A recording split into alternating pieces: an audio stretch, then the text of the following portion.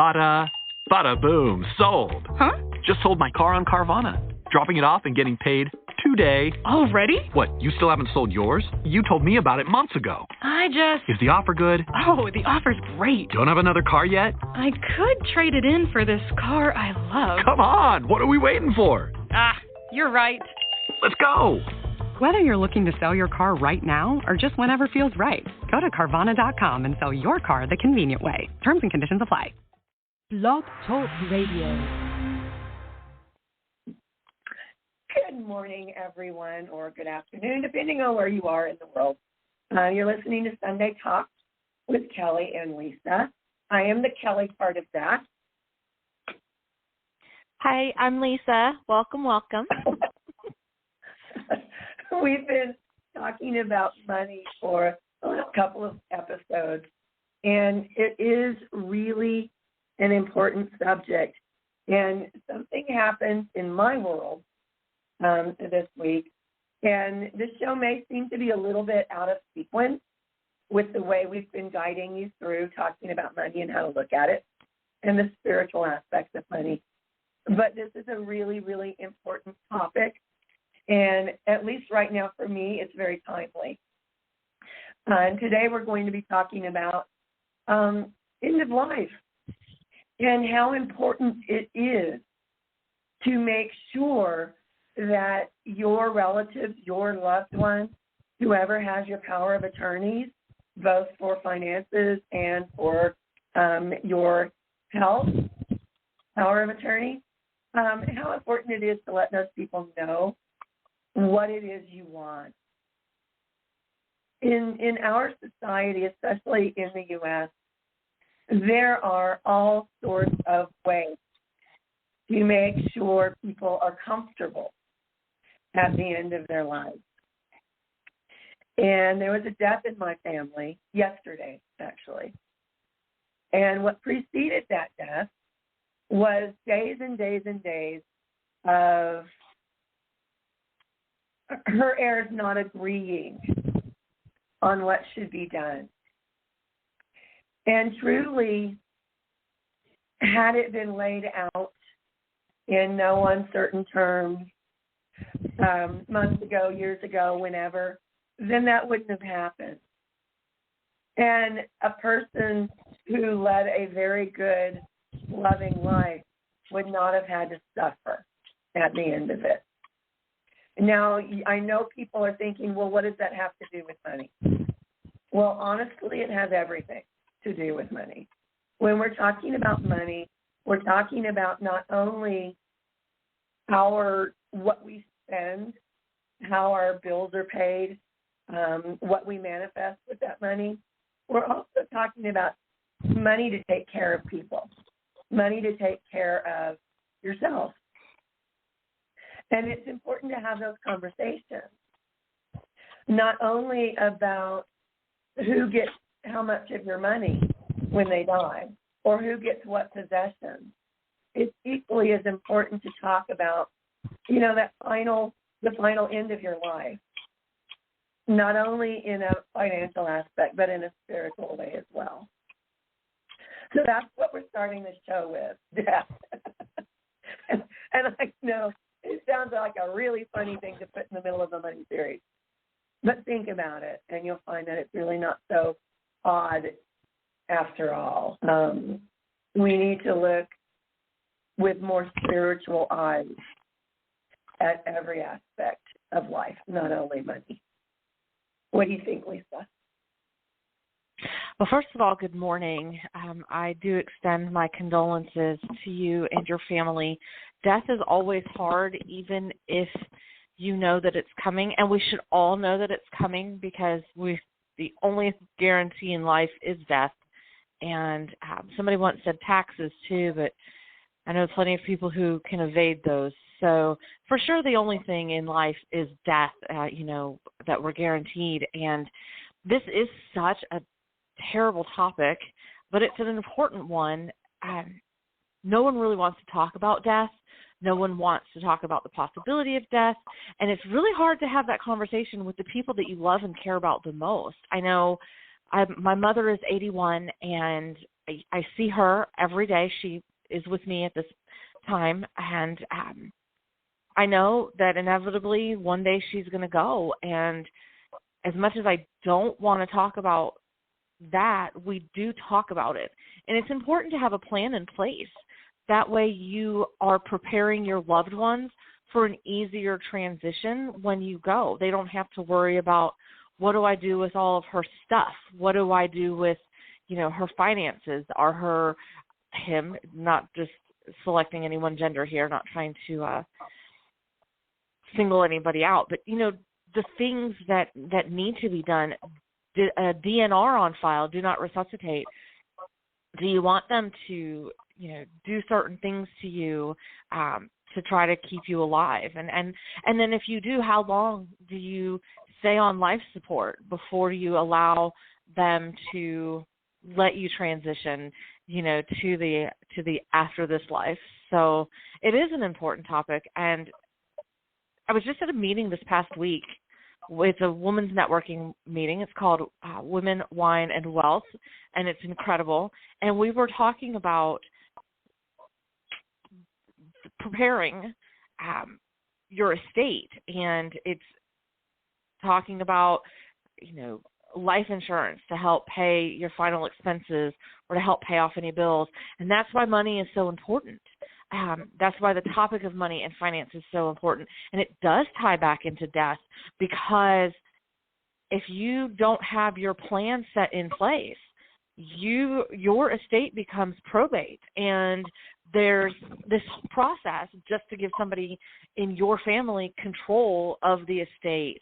And then there's bills that have to be paid, and mortgage or house, or all of these things that come along with your death that your family then in turn has to take care of. And that can be very intense. It can be time consuming. It can be very frustrating, exhausting, and confusing all at the same time. So it is important to have a conversation about death when you are talking about money as well. I think, and I knew an older person who told me this when I was much, much younger.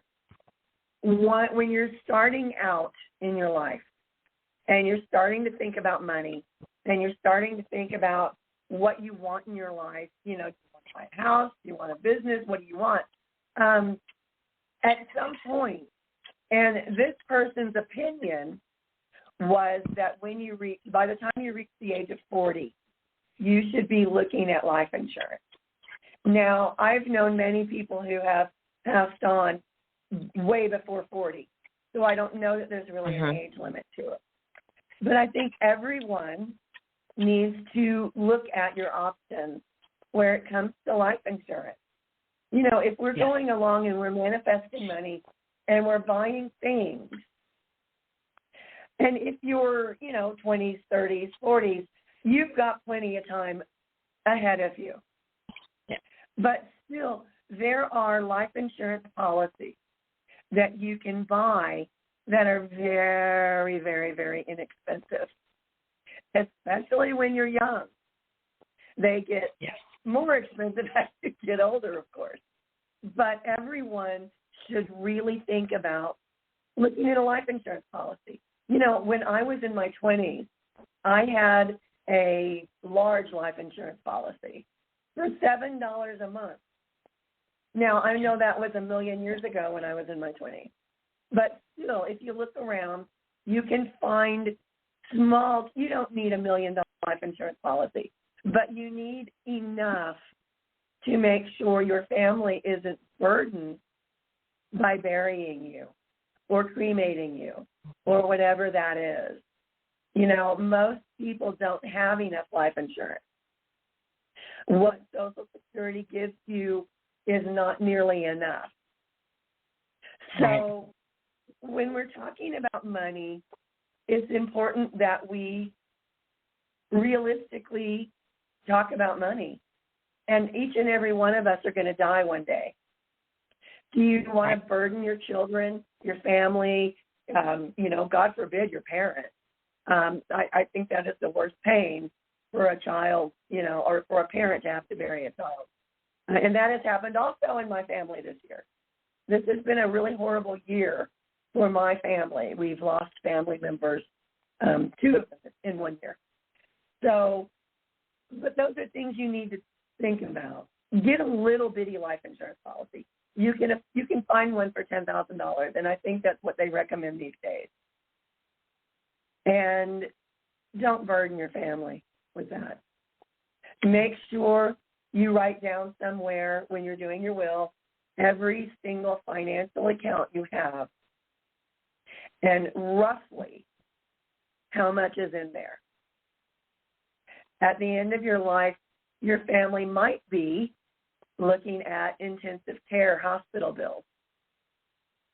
Your family might be looking at long-term care of some other sort. Someone knows your insurance policies, where all your accounts are, and who has your power of attorney. I think that's just a responsible thing to do, just to be alive. And I know we have some very young people who watch this show or listen to this show. And still, even if you are quite young, put that in your head, that you're going to have to look for these things. Be responsible. Part of manifesting money is showing the universe that you can be responsible with it. And having a life insurance policy of some sort that will cover your final expenses, that's just being responsible.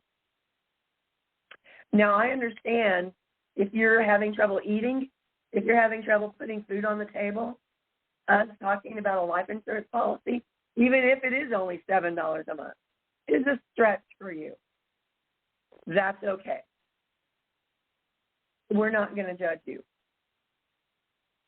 But what I will say is start thinking about that, thinking about while I'm manifesting money and I'm putting out to God, the universe, whoever, that I want this new car or a newer car, or that I want a bigger house or a better living condition or more food on the table.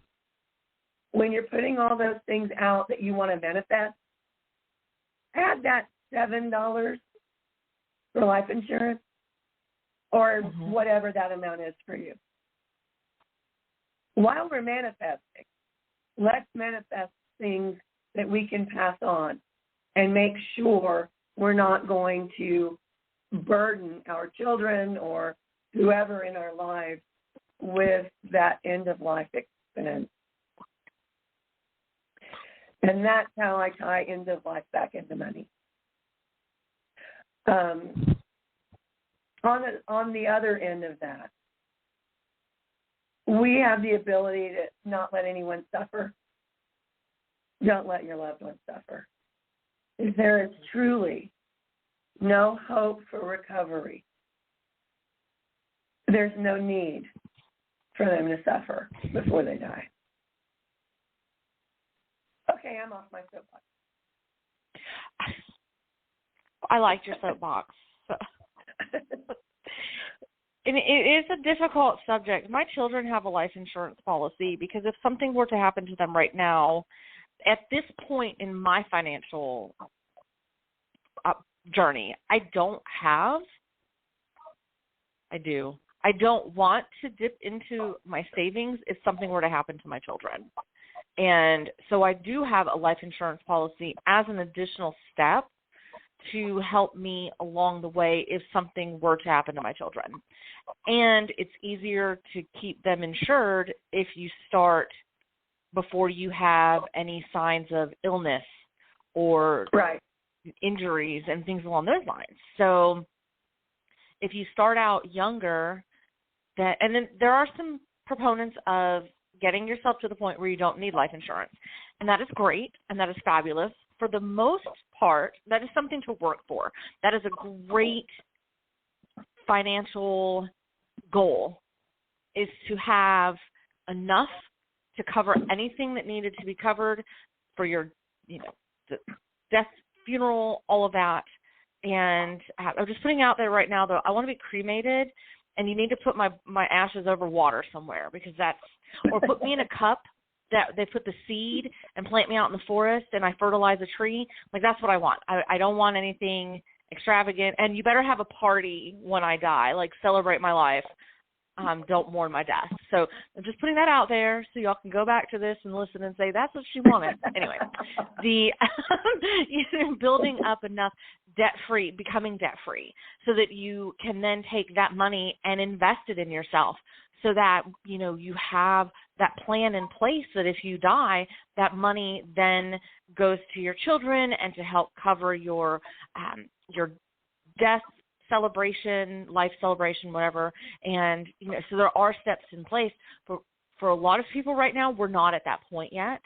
So knowing what you want when you die is very important. It takes a huge stress off of your children, your family, friends. And then also, I don't want to be resuscitated. I do not want to live on life support. My family knows that.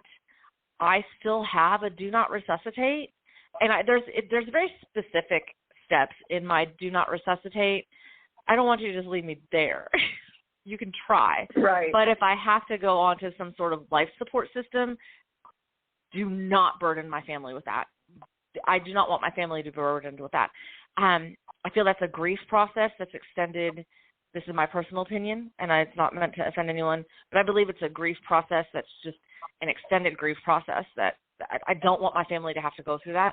So my do not resuscitate is very specific. I won't go into all the details, but it is very specific. And my family knows this. It's a conversation that we have every once in a while. It's not the table topic at dinner every night, but my family knows that, I have certain instructions, and I do have a legal do not resuscitate. I don't know the form number and all of that. I do have that in place as well. So that's something that it is hard enough going through life with just everything that life throws in your path, but to then bring in something as cumbersome and delicate and exhausting as what to do if there is ever a situation where somebody needs to be on life support, or, the whole financial trust and executor of estate, and what are they supposed to do with things like your clothing? Things you don't think about when you go into a home and you have to go through every last piece of belonging that this person had and what to do with it. It's exhausting. And so you can help your legacies, the people that you are leaving a legacy to. You can help your family and friends go through that. My children already know what they want from me, and it's dedicated to them. Everything else, they get to call one of those 1-800-YOU-GOT-JUNK places and just have them come clean it out. Also, there's things like if you are a renter and you die in a rental home, the family needs to be able to access, the lease and your apartment and things along those lines. So you need to make sure you even have a system in place for something like that. And like you were listing the bank accounts and any of the bills that you have. And this is one reason why it's so important to become debt-free. Because if you have a $100,000 life insurance policy, but you have $90,000 in debt, guess who gets paid first? The debt. Right. So that only leaves your family with $10,000. And that's almost not enough for a funeral these days. Right. Yep. Yeah. It's important to have these discussions with your loved ones so that everyone knows what you want. And maybe that's part of the situation my family just went through, is that no one was sure, what the end of life was supposed to look like for this person. Still, there's no reason for anyone to be in pain. But from a what does this person want, I don't think that was ever explicitly expressed. And it's something that, and, people always talk about it being generational, and maybe it is, because I know several older people who just, don't talk about death. You're going to bring it on. And that's a superstition that was very common, in the early part of the 1900s. So I understand that a lot of people have been conditioned to not have discussions. But in this day and age, it is too important to not have those discussions, to have those discussions. You can't not have those discussions anymore. And really, you never could. But I think within families, there used to be this assumption that this is the way we've done it, this is the way we're always going to do it. And, people blame it on the 60s, and maybe it is my fault, maybe it's the baby boomer's fault. But there was a shift where just because Grandma and Grandpa's funeral looked like this doesn't mean mine is going to look like that. There was a big kind of generational giant step away from what was the traditional manner of handling death. And still, they didn't talk about it. But now people are more open about their desires. And we've realized that it's not just because everyone in my family has done this means I have to do it. That's not the way it is anymore. So it's more important than ever before to have those discussions.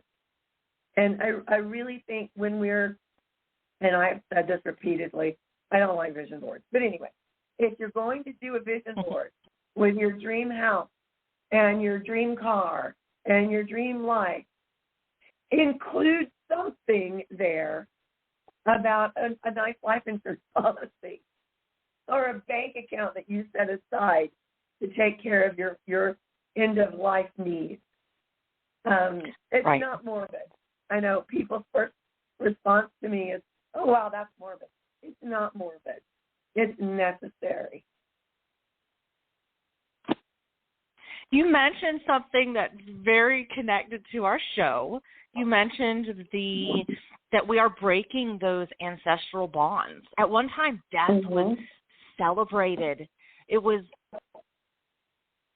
from what I've read, very glamorous. It was very, in a morbid way, very, there was a celebration of life. There was this honoring of the person. And I do remember when I was younger, we would go to funerals, and it was always sullen, and it was just depressing. It was sad, and you couldn't be loud, and you couldn't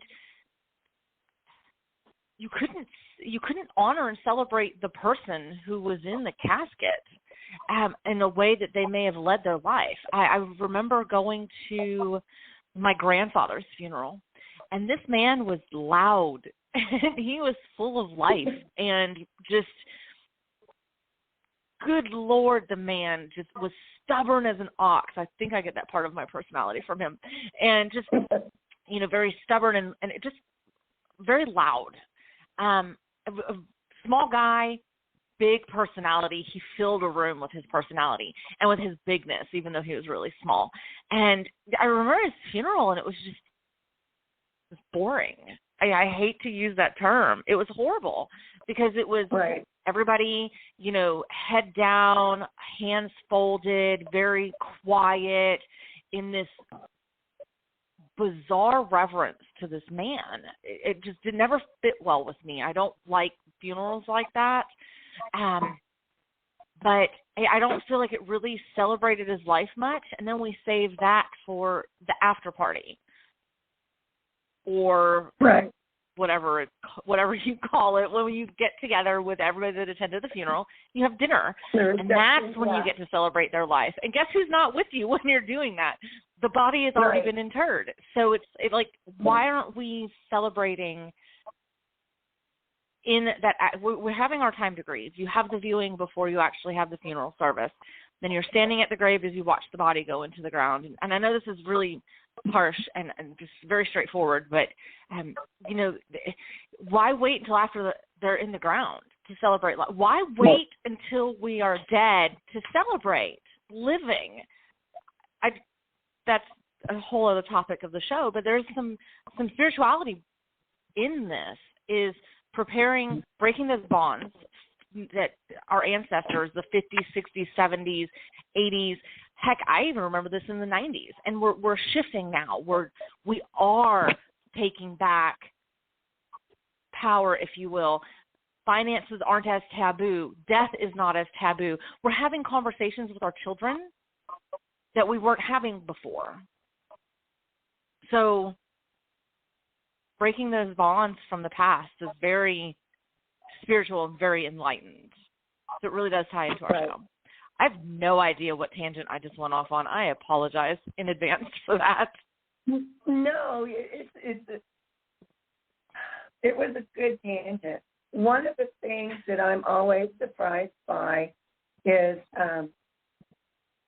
this country, the United States, is so backwards in so many ways, and death is one of those ways. In European countries, in most other countries, a coffin is not necessary. We do not do caskets in Europe, in those other countries, and is more common in other countries. Somehow, in the United States, we began.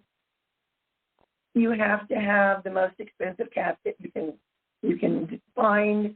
You have to have this, and the other thing involved in the funeral, all of which costs money. And it puts, I think, an undue pressure on loved ones. No one wants to have people after the funeral say, well, they could have spent a little bit more money, or, oh, that was cheap. And I think that's what it comes down to in the United States. No one wants to look bad. And what I never understood, and when my great-grandmother passed when I think I was 12, and I remember them talking about choosing a casket. And I remember the conversation went something like, well, she didn't like that color, so we can't get this one. But if we get this one, it's extra sealed, and her body will last longer. And I piped up, where I probably should not have, and I was reprimanded for that. But I said, what does it matter if her body is going to last longer? Is she going to be using it again? Right.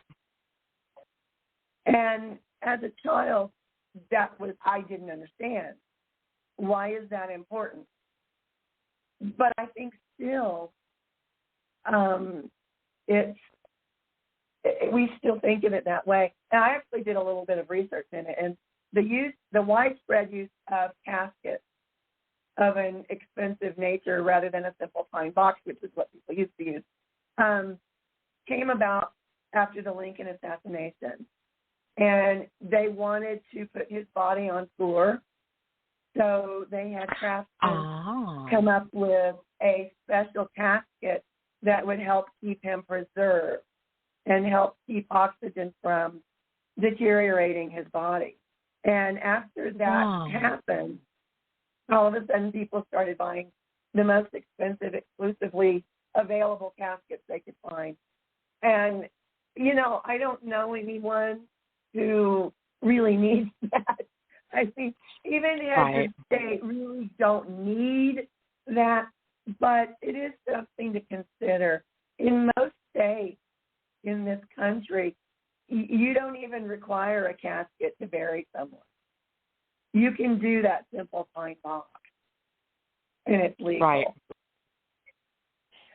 But we are pressured by our society to go to these elaborate lengths to preserve a body that is not going to be used again, and it just amazes me how we spend our money in this country. We spend money on some of the most foolish things. And I think a lot of, I'm so sorry. No, go ahead.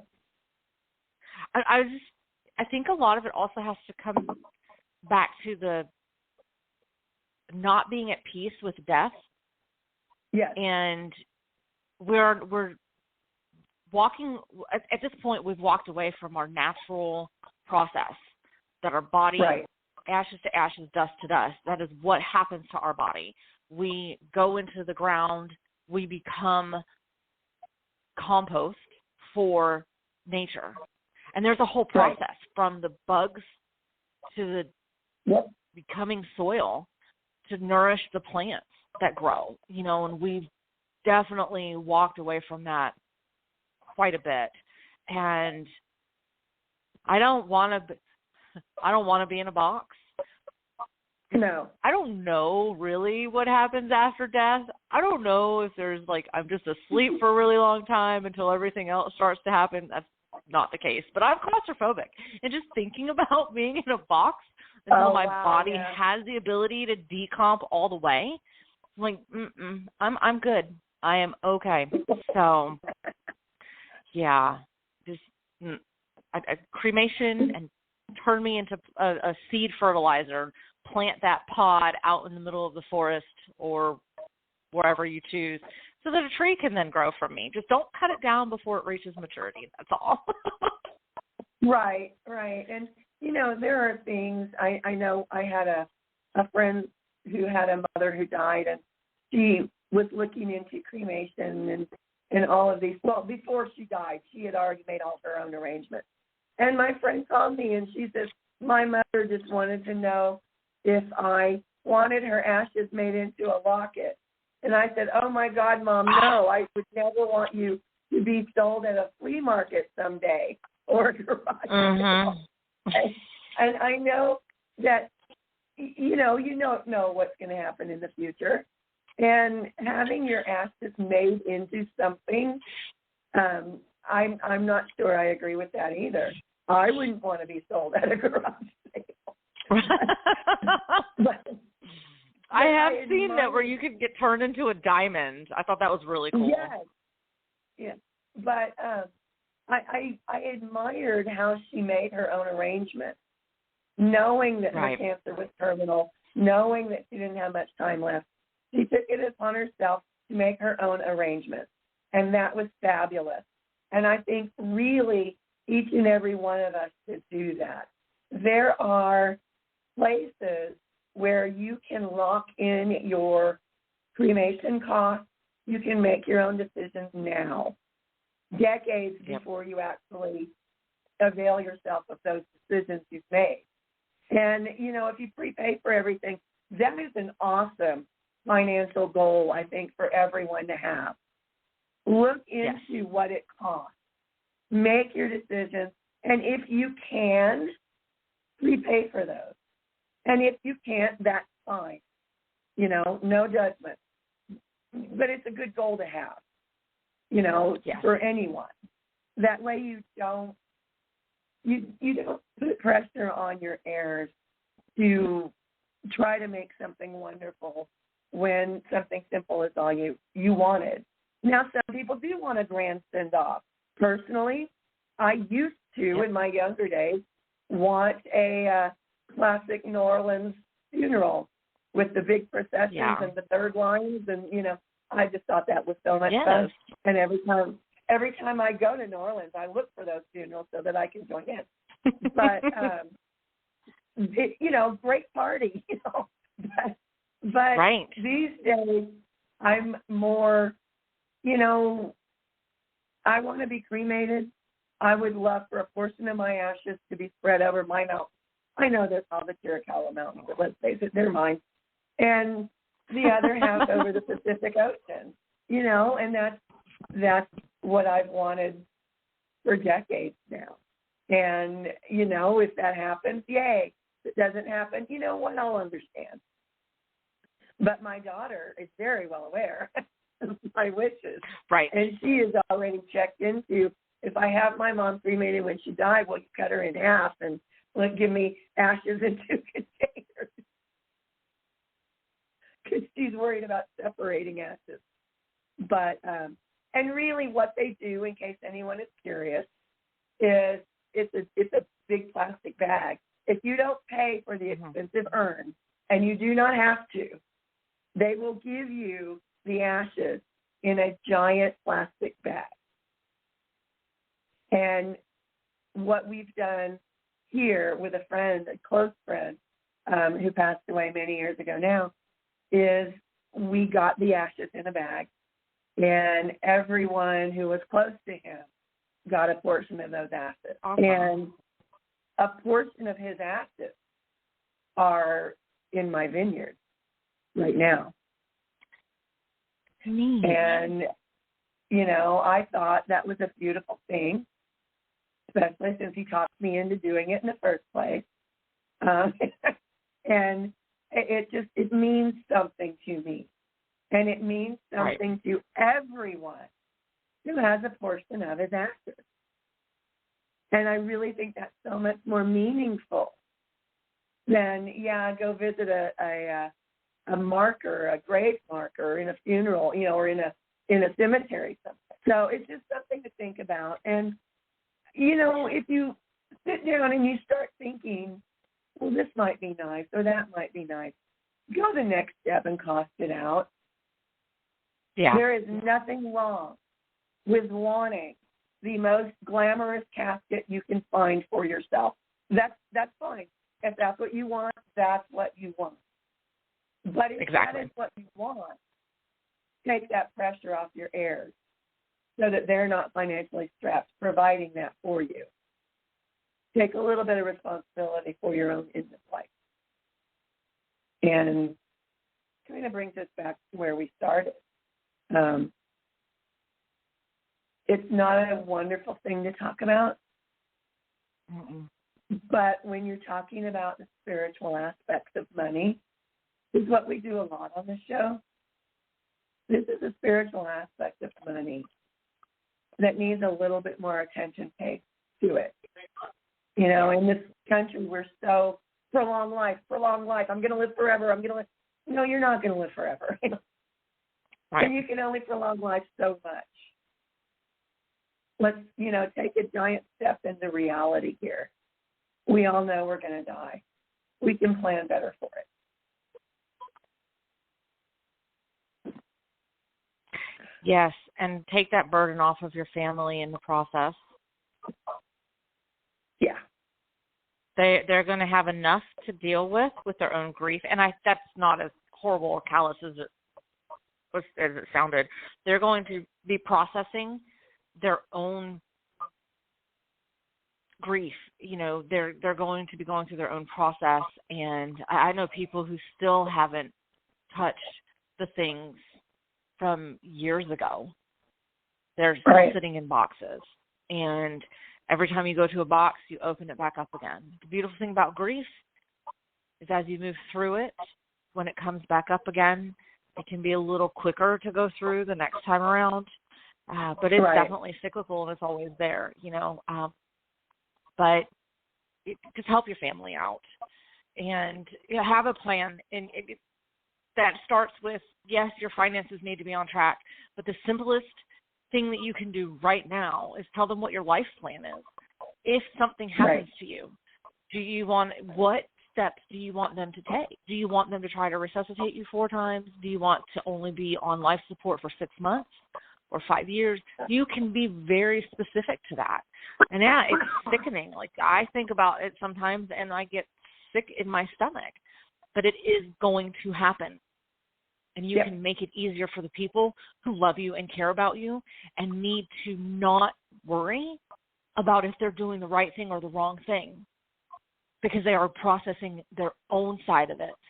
And you can absolutely help them with that process by making it easier. And DNRs and your life plan is not very expensive. You can go online and find a paralegal who can help you file that paperwork. It's something that's very simple that you can do right now. And I think that's a great first step for a lot of people.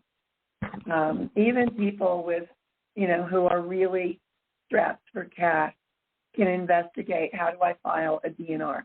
what does it cost? Yes. Is that something I can do myself and save a couple dollars? You know, look into every option. It's not something that needs to be hard. It's not something that needs to be a real gut-wrenching decision. So, you know, if you are a listener who can help our listeners with any of these topics, it would be wonderful if you chimed in and gave us some resources. I will have some resources listed later. I don't know if I can tag it at I don't know how we would do that, Kelly. Do we tag it in a comment in this show? I don't know, but you know, we don't want to leave you hanging, but you do need to take some of that research and do it yourself. That way you're following your own gut instinct and you're not just listening, you know, to somebody's advice. It's always best to, you know, do some research as well. So. Right. So I think that's about all I have for this show. What do you think? Do you feel like we've completed it? I think you're absolutely right. I think, like, this is a heavy topic. I don't feel like we need to keep going. Right. It's a lot to process. So, I mean, it's hard to think about, and you can do it, and you are doing a great service to your family by helping to ease that burden. Your life plan and your death plan. It's very important to have that in place, and also creating, you know, a debt-free life so that whatever you do have doesn't have to go towards car payments and credit cards and, you know, student loans and all of the things. It can actually go to your family, which is probably the reason that you took out some things and established your own legacy anyway, is so that your family could have that. Right. So, you know, if you need some education, please reach out to Kelly and I. There are many different options that you can take. I'm actually in the process of becoming a financial planner, so I can definitely assist with all of this. My mission in life is to help end financial scarcity and to change the landscape in systemic poverty that's passed from one generation to another. And I know Kelly is on a very similar mission. So we're definitely somebody you can reach out to. If we can't help you, we do have people, resources that we can direct you to, you know, to find somebody who can. I mean, we do realize that not everybody aligns with everybody else either. So there are some options, but for sure, continue to track your finances for the next week. I know we talked about that last week on tracking your finances and incorporating that life and death benefit into your overall financial goal, for sure. So, yep. So I think that does it for us for this week. So thank you guys for listening, and we will see you next time. Bye. Bye, everyone.